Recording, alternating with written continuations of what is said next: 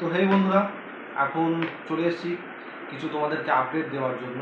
তো আগামীকাল তোমরা জানতেই পারলে যে ইন্ডিয়া আর বাংলাদেশের মধ্যে যে ম্যাচটা হয়ে গেল। তো আমরা মোটামুটি কালকে রাত্রেবেলা তো বাঘ বধ করেই ফেলেছি।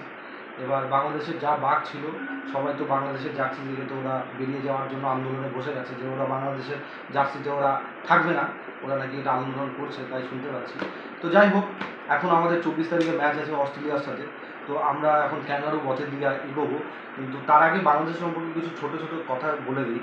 যে একটা বলার দেখলাম, তানজিম হাসান কি যেন সাকিব, যে বলারটা আছে, বিরাট কোহলিকে চোখ দেখাচ্ছিল।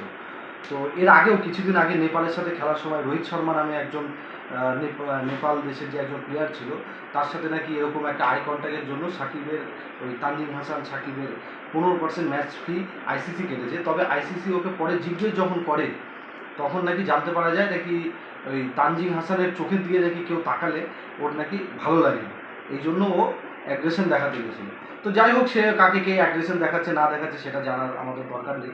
তবে ইন্ডিয়ার গোটা ওয়ার্ল্ডের 1 নম্বর ব্যাটসম্যান স্যার বিরাট কোহলিকেও যখন অ্যাগ্রেশন দেখাচ্ছে, ভাগ্যিস স্যার বিরাট কোহলি পেছন ঘুরে তাকিয়ে দেখেনি, তাহলে তোর পুরো কেরিয়ার 12টা বেজে যেত।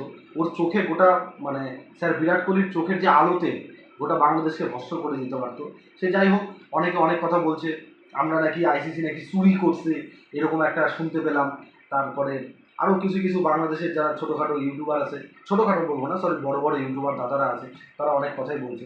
সে যেমন খেলতে না পারলে উঠোন বেঁকা, যেমন নাচতে না পারলে উঠোন বেঁকা, সেরকম খেলতে না পারলে এরকম অনেক ডায়লগই বেরোয়, আমাদের নাকি পিস ব্যবহার করতে যাবে, এরকম অনেক অনেক অনেক অনেক কথা। সে অত কথায় যাবো না। বাংলাদেশ আগাগোড়ায় আমাদের কাছে বাচ্চা ছিল, বাচ্চা থাকবে। কিছুদিন পর এই T20 ওয়ার্ল্ড কাপ শেষের পরে বাংলাদেশ ট্যুর, টেস্ট ট্যুর আছে, তখনই দেখা যাবে কার মধ্যে কত কী আছে। তো যাই হোক, আগামী দিন অস্ট্রেলিয়ার সাথে আমাদের ম্যাচ আছে। তো ম্যাচের আগে হঠাৎ করে ভিডিওটা বানানোর কারণটাই হচ্ছে, কিছু ভয়ানক একটা ব্যাপার হয়ে আছে, যেটা অস্ট্রেলিয়ার সাথে যে, মানে ম্যাচটা হতে চলেছে, তার আম্পায়ারিং করবে রিচার্ড ক্যাটালব্রো। তিনি একজন আমাদের, মানে ইন্ডিয়ার পক্ষে আনলাকি আম্পায়ার। উনি যেসব, মানে খেলাতে ইন্ডিয়ার হয়ে বা সেই ম্যাচের হয়ে আম্পায়ারিং করেছে, ইন্ডিয়া তাতেই খেলছে। যেমন 2014 সাল, হ্যাঁ, শ্রীলঙ্কার সাথে T20 ওয়ার্ল্ড কাপ ইন্ডিয়া হারলো। 2015 অস্ট্রেলিয়ার সাথে ওডিআই ইন্ডিয়া হারলো। 2016 ওয়েস্ট ইন্ডিজের সাথে T20 ওয়ার্ল্ড কাপ, সেটাতে হারলো। তারপর সামথিং 2017-তে পাকিস্তানের সাথে হয়তো চ্যাম্পিয়ন ট্রফি ছিল, সেখানে আমরা হারলাম। সেখানে আম্পায়ার করেছিল এই রিচার্ড ক্যাটালব্রো। আর 2019-এ তো সবাই জানো, সেই আনলাকি আম্পায়ারের এরকম ডিআরএস ছিল, যেটা ধোনি রান আউট হয়ে গেল। তো সেটাতেও আমরা হারলাম। 2023-এ অস্ট্রেলিয়া WBC ফাইনাল, সেটাও আমরা হারলাম।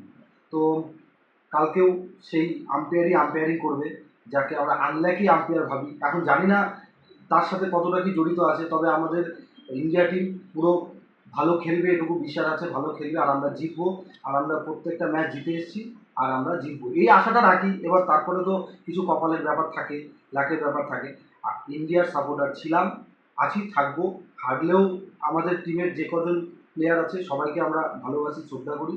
আর জিতলেও আমরা ভালোবাসা দেবো, শ্রদ্ধা দেবো।